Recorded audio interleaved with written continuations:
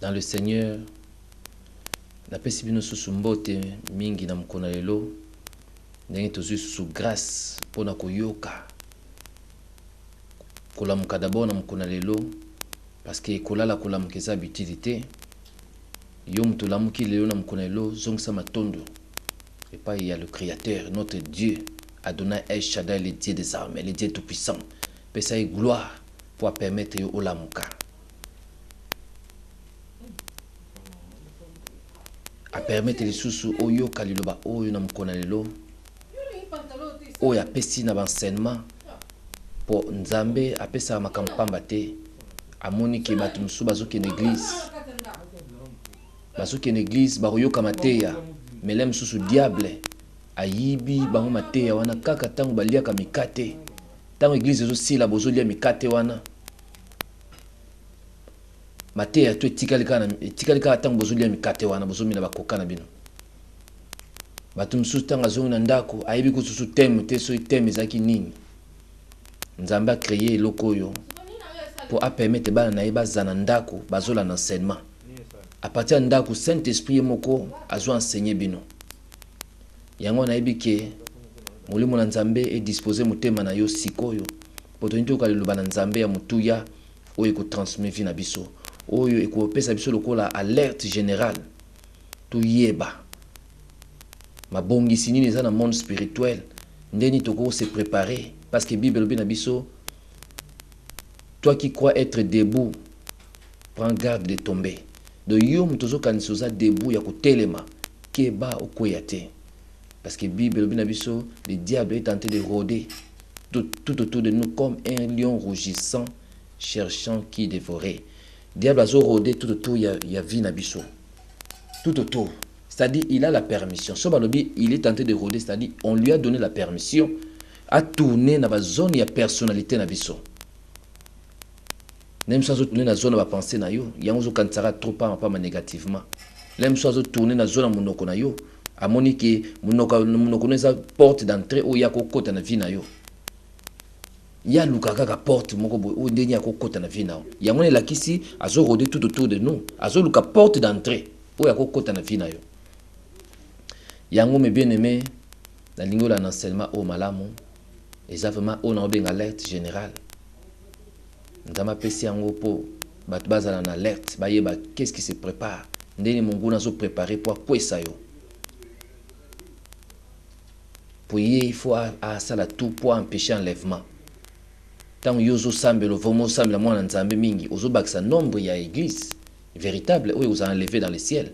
Donc il faut bundisa bango nzama ba permettre ya bundisa église pour empêcher ba chrétiens bayeba bay a permettre empêcher d'abord batu bayeba Yesu Masia comme continue obikisité et puis soit amoni ke ka bayebi a osala tout ce qu'on empêcher mutu à servir Christ efficacement te à quoi empêcher de toute façon il faut empêcher ya moni ati ba esprit ya filature partout ba démon filature baza toujours na ba nzingawa ko kanzate ba omono te ato batami na chambre bazo mono ato che mir penda boye ndako no ezana kangi penda ndako yo moko zana kati ndako esprit azana besoin ya mir te ata mir boye ya kota na mir abimi kuna na kati ndako ma monde spirituel ezana ndenge tozomona monde physique te monde spirituel est différent. Tout préparer mitema na biso to funa mutema longola libanga ezaki na ezamseza mutema no doute tembe incrédulité fungola mutema oyo kaloba na Nzambe kubikisa yo. Même yonde ko zola nangai même soza muta royaume ya royaume Satan mais Nzambe le latini lo bapwa bikisa yo alingala ksabino ke makambo na bino ya mona bino yeba nango. Alors elingi ko laksake munguna et comme na suka na epo Nzamba kanga viva mais Nzambe akela yo po okena perdition te zwa décision lelo na vie na yo ozwa le lobo par la foi ya mte ko bikisa yo tika tembe tika l'incrédulité na mtema na yo décider Seigneur que ta parole soit bomo ina sika na ngai na kata mtema na nga et transmet bomo na nga bona no moni Nzambe abano sa le reste na vie na yo to kamamisu to kumisa Nzambe wangalubela Adonai El Shaddai le Dieu des armées le véritable maître du ciel et de la terre Père, au nom de Jésus-Christ, la Sainte Papa, au toucher, au toucher, place où Azali dans la foi, afin qu'à rester l'aime sous doute, incrédulité, ça qui n'a pas manaye, et ça qui le cola libanga, et ça le cola libanga, ils ont empêché à recevoir la semence incorruptible de ta parole. L'on la doute, préparer mi thème à papa, de recevoir les lobano dans la foi. Ou écoute Sabiso pour le chemin du Sali. Papa, merci. Aux Anzambe, au Bongina, le Komo, alléluia, aux Anos, Philitieux, vivant, dans la paix, au gloire, pour n'avoir que le Banos, au Banasco, Nangouya, papa, où il transmettre la biso, le Banos, Manangouya, où il peut s'habiller sur l'alerte générale, pour tout yéba. Père l'éternel Dieu, ma bongisini l'aime sous mon goût dans un compte biso. Et quel est le projet merveilleux où il sali papa pour préparer biso pour le chemin du paradis, pour le chemin du sali. Par mon papa Tonito dans la foi, inspiré par le Saint-Esprit, dans un instrument à travers lequel Dieu parle à son peuple. Parce que mon dans le bano papa, ce n'est ni par la force, ni par la puissance, ce n'est ni par la force, ni par la puissance, mais c'est par mon esprit, dit l'Éternel et Dieu des armées. Et puis Bible Lobissou, c'est poussé par le Saint-Esprit que les hommes ont parlé de la part de Dieu. Papa, mon zalanga, mais malobé zalayo, ou utiliser puissamment dans un instrument de loi à travers lequel Dieu parle à son peuple.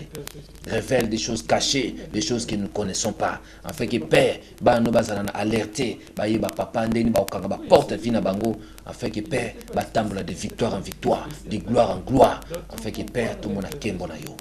Merci pour Banabiso comme du début comme Alpha aussi, ça me comme mec à l'été tout puissant.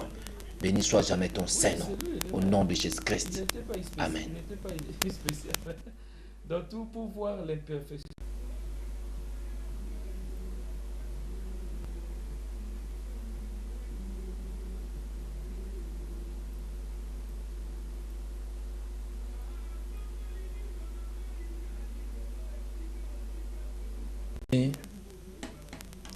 Je crois que tout le enseignement na biso o nzambe apesi biso na mokona lelo thème nango ezali trompette d'alarme, trompette d'alerte. Donc eza alerte moko général, thème eza trompette d'alerte. Alerte moko, pourquoi tu parles sur l'alerte? Alerte ya monde spirituel. Alerte moko général pour na bandeko nyonso to bali dans le Seigneur. Bayebaki na moment oyo monguna telemi makasi. Azo utiliser toutes les tactiques possibles pour acquérir les chrétiens. Pourquoi nous parlé sur les trompettes? Parce que la Bible le bina biso Nzambe alertarabana nae avant makamboya. Ya mona loba toujours que Bible le bi mon peuple, un peuple sans révélation est un peuple sans frein. Obanda continuer ko tambola kaka boye. Obanda kende ko continuer ko kende place ozo kende wana. Oko freiner te pourquoi? Parce que vous avez une révélation te. Faut ils ont qui attention deko. Nzelo zo keneza mabe. Place ozo zalawana, place on eza place mabe. Donc vous avez une révélation te au fana na yo, poani pozo ta, ozana ba amitié na yo, ozana ba sentiment na yo, mo déplacer za te te na sina mesana ba ndeko oyo. Révélation est très important na vie na yo. Ya wana nzamba tie ba sali na ye abenga ba sentinelle. Na Jérémie 6, verset 17. Nzambe, avant makambo yela bana Israël ndongo. Avant Nzamba mimaona déportation na Babylone. Nzamba bande ko averti bango. Nzamba averti saka. Mais bien aimé Nzambe il parle. Ayebi déjà makambo ya, il faut avertir. Yo yebi makambo yelote. Nzamba yebi. Ayebi pe place oyo zo kende wana suka na oyo ndenge Nzamba yebi. Il faut avertir habita place oyo zo kende za mabe. Ayebisa bana Israël lobi na bango boy. Na Jérémie 6 verset 17. Abi j'ai mis près de vous des sentinelles. Soyez attentifs au son de la trompette. Yoka, la révélation au Moussal Nzamba zo pesa. Ce qui est vraiment conforme à la parole de Dieu, joango dans la foi et puis sale lango. Nzamba lobi na tie liboso na bino ba sentinelle. Boza attentif ya son de la trompette. Pour bakubeta trompette.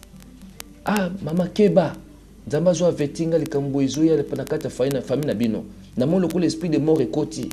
Mama keba. tala nzela papa zo keneza bien te nzamba zo avertir keba église tala ndenge nini na kati église kuna lemsu musali na bino musala nzambe kuna place bozali so bakomo lakso ki musala nzambe wana lemsusu ozomo na position mo kama be il faut ko kota na nini na kati na losabo po nzamba tali souvent état d'âme ya musala nzambe o yazo diriger vina azo diriger église wana yamona ba toujours ko kende église ka pona okende te consulter mon kolo église to comme na tamoko mais bien aimé to comme na tamoko soko yebi tawana ozo mutatanga apocalypse mais bien aimé avant makambo ya na kati ya vie ya bato nde nazoloba nzambe alertaka bato akotika makambo yela yo kaka boye te soko pino zoluke na bosolo ako avertir yo keba tala place ozali ta makambo ezo ya boye boye tala na niveau famille na bino tala bato tala makambo ezo ya esprit de mort tala bazolinga basala moto mabe nzambe ako alerter ya Bible lobi na Jérémie dans Job 33 Dieu parle tantôt d'une manière tantôt d'une autre dans les visions dans les songes pour na ko alerter bato nzamba lobi susu awa na eloko mona Amos total suna Amos 3 verset 6 à 7 Bible lobi sonne-t-on de la trompette dans une ville sans que le peuple soit dans l'épouvante? Arrive-t-il un malheur dans une ville sans que l'Éternel en soit l'auteur? Car le Seigneur l'Éternel ne fait rien sans avoir révélé son secret à ses serviteurs les prophètes. Amen. Mais bien aimé, balobi, est-ce que basonaka trompette na ville moko boy sans que ba peuple bazana kubanga te? Pour ceux qui trompette beti signal alarme beti na ville, bat bakanta mingi msu guerre. Pour guerre ceux qui bana na mboka. Au mona ceux qui tala bato batala ki guerre ezaki na Liban na Israël. Ceux qui a nini kubeta bena ezaki na Irak. Au mona ba sonner trompette. Babi keba bombe ezako ya kokweya. Bazo ya ko tirer biso. Ba sonaka déjà trompette. Ba radar emoni déjà que non ba avion ba nguna ezoya. Bokima bokino kubata mana baseya ba cave. Pour nini parce que munguna atelemi azoya na ba bombe na kwa bwakela biso abo mabiso. Bat bakimi. Oyo ba ku chateti. Oyo ba ku chateti le destituteur a kokela bango. L'ange de la mort a frappé bango ba okufa. Bateti bazanga pete. O chateti okende bo. Tant babi batama ezandengo wana na mokili sotali oyo bakambo epasaki na Katrina nini nzambe tanga frappaki États-Unis na mai oyo mbula moka somme betaki na